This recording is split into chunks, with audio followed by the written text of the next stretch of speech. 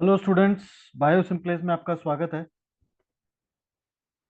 हम पढ़ रहे हैं चैप्टर रिप्रोडक्टिव हेल्थ। उसके अंदर हमारा जो टॉपिक चल रहा है that is contraceptive methods. Contraceptive methods वो मेथड्स होते हैं जिनकी मदद से हम प्रेगनेंसी को अवॉइड कर सकते हैं, अनवांटेड प्रेगनेंसी को अवॉइड कर सकते हैं। ठीक है, इसी को कहते हैं कॉन्ट्रासेप्टिव मेथड, जिसमें से हम तीन कर चुके हैं पहले। मैकेनिकल हो गया हमारा, नेचुरल नेचुरल हो चुका है, और आज का जो हमारा टॉपिक है वो है सर्जिकल। ठीक है, तो आज हम पढ़ेंगे surgical methods under contraceptive methods. चलिए आगे बढ़ते हैं टॉपिक में। ये जो सर्जिकल मेथड्स होते हैं, इसके नाम से ही हम समझ पा रहे हैं कि इसमें क्या होता है। सर्जिकल मेथड्स के अंदर हम एक ऑपरेशन करते हैं, एक सर्जरी करते हैं, जिसकी मदद से हम कुछ परमानेंट चेंजेस कर देते हैं बॉडी के अंदर। और वो परमानेंट चेंजेस ऐसे होते हैं कि 100% उनकी श्योरिटी है, उसमें फर्टिलाइजेशन या प्रेगनेंसी हो ही नहीं सकती, क्योंकि ऑपरेशन कर दिया। ऑपरेशन करके इस तरीके से परमानेंट हमने सोल्यूशन निकाल दिया है। ठीक है, तो परमानेंट ऐसा इलाज हो गया है जिससे कभी भी लाइफ में प्रेगनेंसी नहीं होगी। ये वो लोग करते हैं जिनका ऑलरेडी एक दो बच्चा हो चुका है। मान लो किसी को दो बच्चे करने थे, दो हो गए, अब वो चाहते हैं कि भाई अब उनको आगे लाइफ में बच्चा नहीं करना है।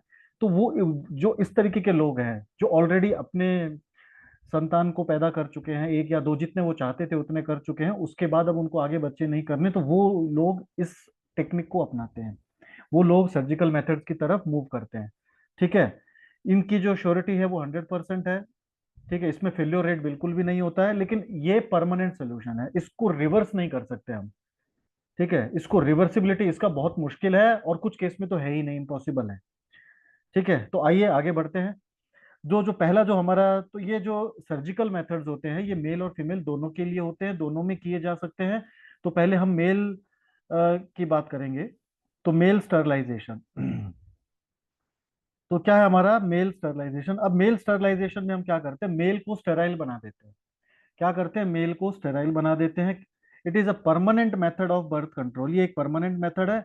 और ये दो तरीके से हो सकता है। ठीक है, या तो हम टेस्टिस को ही निकाल करके बाहर निकाल दें, दैट इज कॉल्ड कैस्ट्रेशन।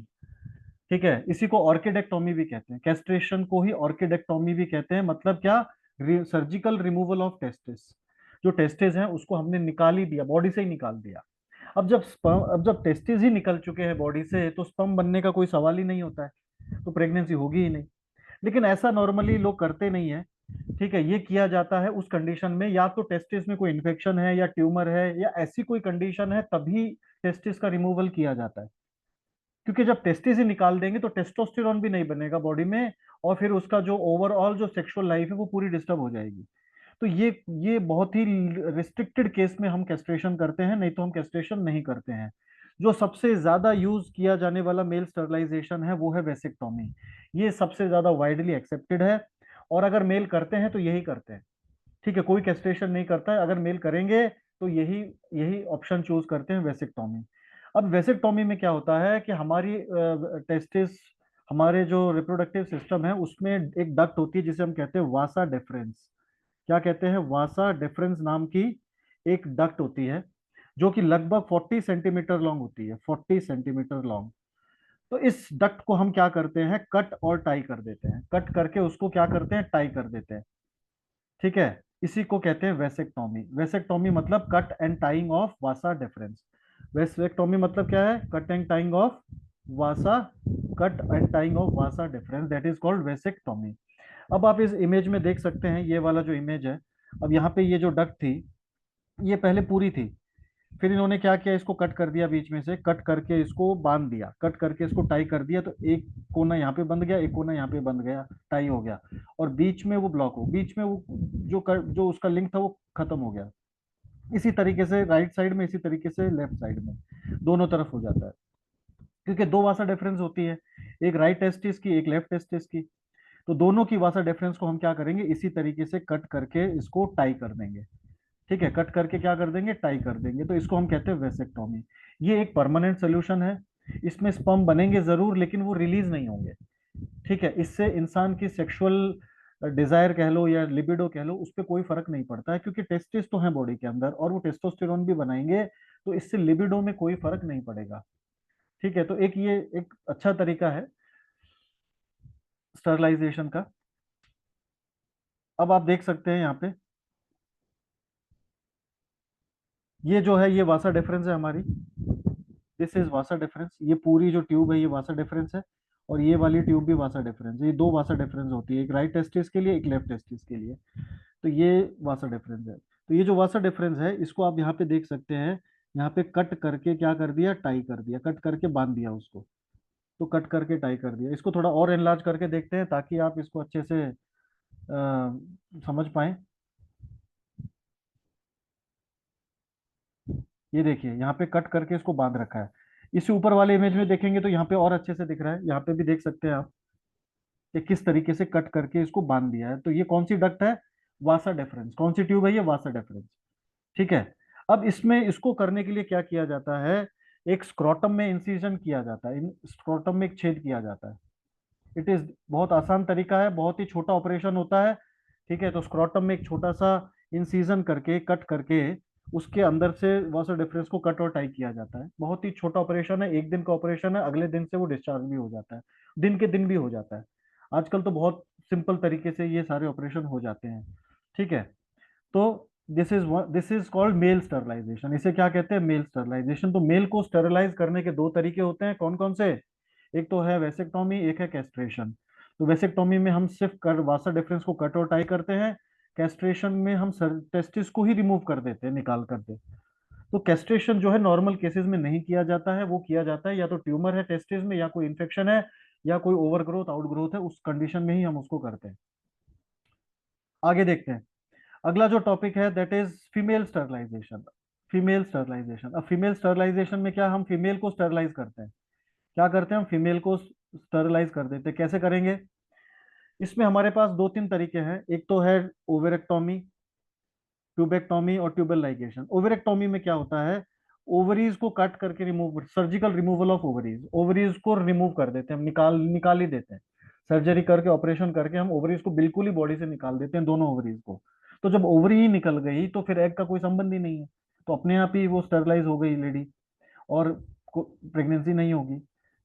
तो ये भी नॉर्मली नहीं किया जाता है, ये भी हायर केसेस में किया जाता है कि अगर ओवरी के अंदर कोई कैंसर, ट्यूमर, सिस्ट ऐसा कुछ प्रॉब्लम है कि भाई हेल्थ के लिए डैमेजिंग है, तो वो ऐसा किया जाता है। नहीं तो नॉर्मल कंडीशन में सबसे जो प्रेफरेबल सर्जिकल प्रोसीजर होता है वो होता है ट्यूबेक्टोमी।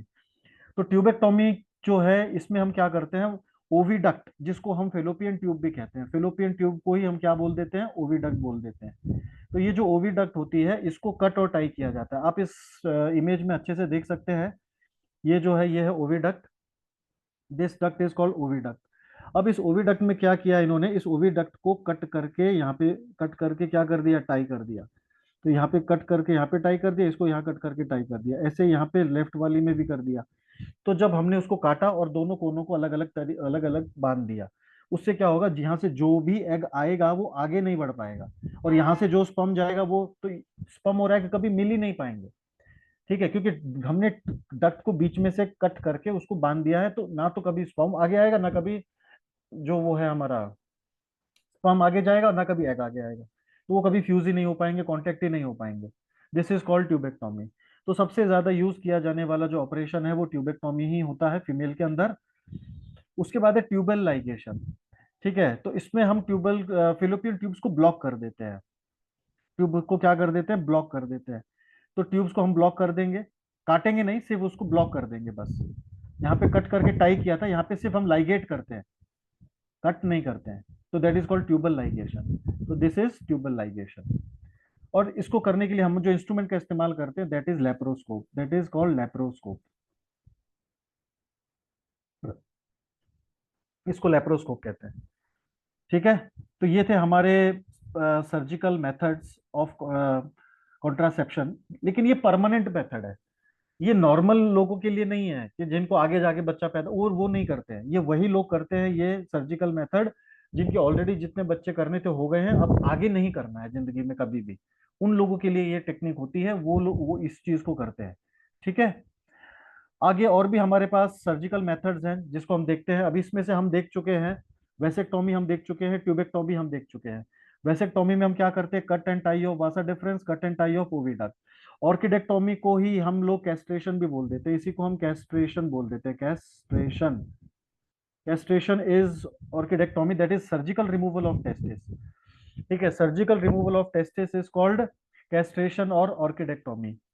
ओफेरेक्टोमी को ही हम ओविरेक्टोमी भी बोल देते हैं, मतलब surgical removal of ovary. Ovary के निकालने के प्रोसीजर को हम ओवेरेक्टोमी बोलते हैं, ओफेरेक्टोमी बोलते हैं। ठीक है। फिर यूट्रस के निकालने के प्रोसीजर को हिस्टेरेक्टोमी बोलते हैं। अब यूट्रस को ऐसे ही नहीं निकाला जाता है, ठीक है, उसको निकाला जाता है या तो कोई प्रॉब्लम है, कैंसर है या ऐसी कोई सिचुएशन है, ठीक है, तभी उसको निकाला जाता है। नॉर्मल कंडीशन में यूट्रस नहीं निकालते हैं।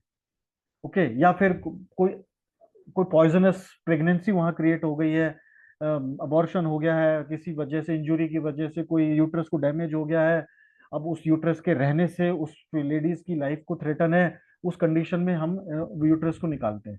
नॉर्मली यूट्रस नहीं निकाला जाता है, तो दैट इज, तो surgical removal of uterus is called hysterectomy, इसको कहते हैं हिस्टेरेक्टोमी। फिर है ओविडक्ट के रिमूवल को, ओविडक्ट को कट करके निकाल ही दिया। अभी तक ऊपर क्या किया था ट्यूबेक्टोमी में, सिर्फ हमने कट करके टाई किया था, लेकिन इसमें हमने कट टाई नहीं किया, इसमें हमने पूरी ही ओविडक्ट निकाल दी। ठीक है, इसको कहते हैं साल्पिंजेक्टोमी। क्या कहते हैं? साल्पिंजेक्टोमी। तो ये अलग अलग सर्जिकल प्रोसेस है जो कि रिप्रोडक्टिव सिस्टम में किए जाते हैं फॉर डिफरेंट डिफरेंट पर्पस। समझ गए? तो बस ये समझना है कि ये जो तरीका होता है ये 100% श्योर होता है, इसमें प्रेगनेंसी का एक 0% भी एरर नहीं होता। लेकिन ये है कि ये रिवर्सिबल नहीं होते हैं, परमानेंट होते हैं। ठीक है। So hope you understand. This is very simple topic. Please subscribe, share and like my videos. Thank you.